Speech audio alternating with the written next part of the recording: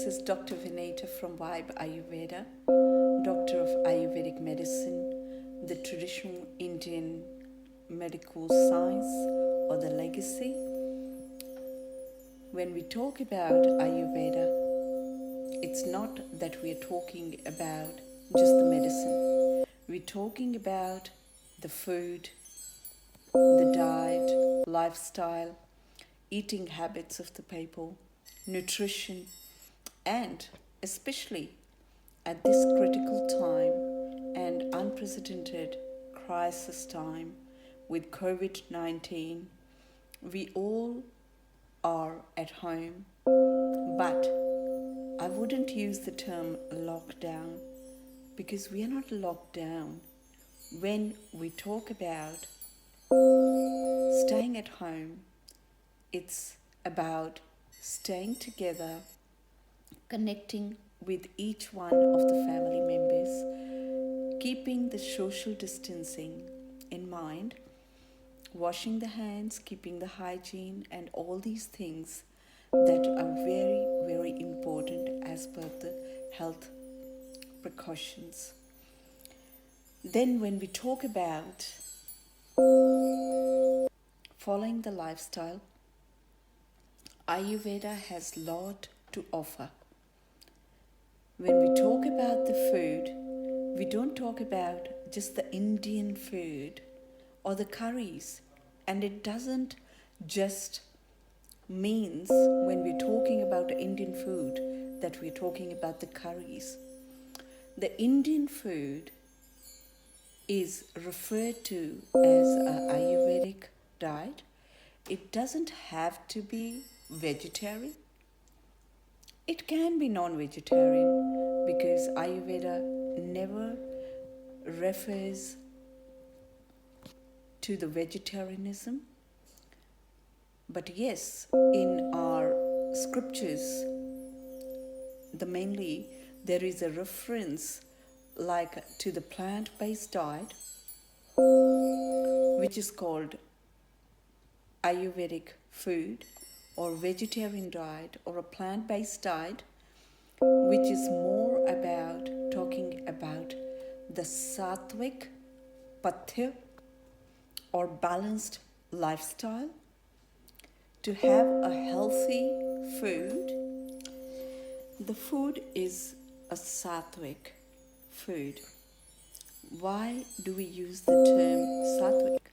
Sattvik is pure. It not only is divine food, but it's a food that calms your mind, that's light for the digestion, and it leads to the harmony and balance between the body and the mind as well. It clearly articulates the food preparation with both therapeutic and environmental concerns. So the food is Sattvik in the sense that it is pure, it's vegetarian, and it is represented as a high energy vegetarian food. And not only it's pure and a balanced meal, but it even tantalizes your taste buds because not only because it's vegetarian but a plant-based diet, but we add the spices or the herbs, the Indian herbs. You can use any herbs. You can use Italian herbs or you can use Indian or whichever the local herbs are available. It doesn't matter. Ayurvedic food doesn't mean that it has to be Indian meal. Any meal you prepare, whether it's Indian, Mexican, Italian, you can prepare it in an Ayurvedic way. The word Sattvik evolved from the word Sattva, which means balance, harmony, and light. So the matter has three qualities known as gunas, and the matter is Prakriti. So when we talk about the matter, the mind is characterized as metta, Prakriti, and not Purusha, which is the consciousness. Consequently, mind, along with all of the creation, also has these three qualities, which we call it as Sattva, Rajasic or Rajas, and Tamas or Tamasic. So we have these three qualities, and the relative dominance of each of these qualities has a direct impact on our state of mind. Sattva, I already mentioned, it's the balance, harmony, and light. Rajasic, which most of the community is a Rajasic in quality. Very few people are purely Sattvik.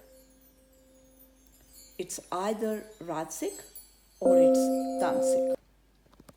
Rajasic is action, energy, and passion. And Tamasic, which has connotations of darkness and inertia. So when we talk about Sattvik foods, it includes fresh fruits and vegetables, and Rajasic foods include ready-to-eat meals, garlic, and onions. And Tamasic food includes alcohol, tea, coffee, meat, and fried foods. So I hope that makes it clear difference between the types of food we have, whether we have a Sattvik meals or we have a Rajasic or Tamasic meals. So now we all know which category we fall under. While it is indicated that the food should not be too spicy or salty, certain spices that we use, such as turmeric, cardamom, and cinnamon, they are also regarded as Sattvik because of their therapeutic value. Sattvik diet is the one that is conducive to a balanced and harmonious life. Sattvik food is considered to raise the level of prana, which is the life force. When we talk about Sattvik food, it means it's cooked and eaten fresh and immediately after cooking. Microwaving the food and frying also renders it tamasic.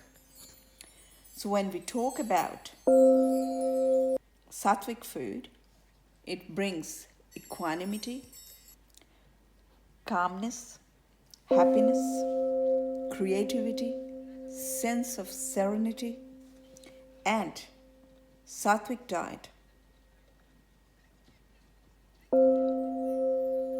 maintains the balance that is beneficial for the body and the mind.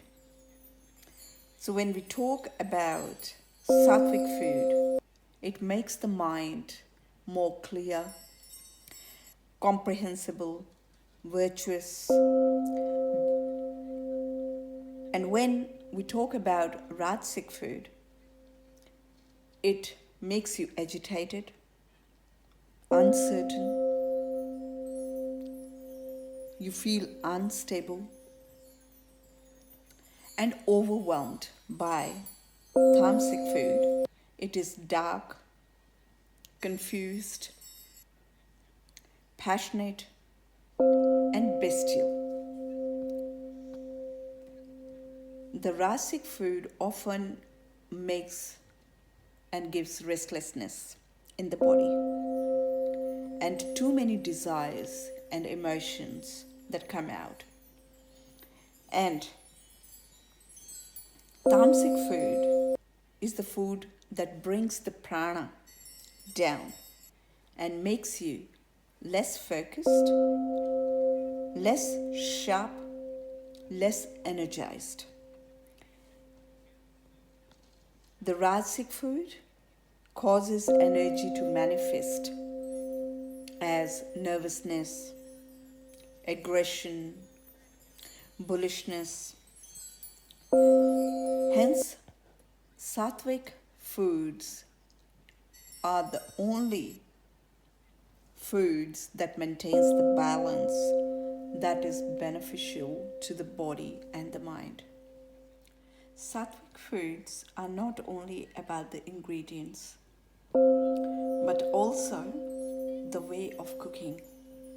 So the foods preferred by the pure or Sattvik people increases the lifespan, well-being, strength, health, ease, and pleasure.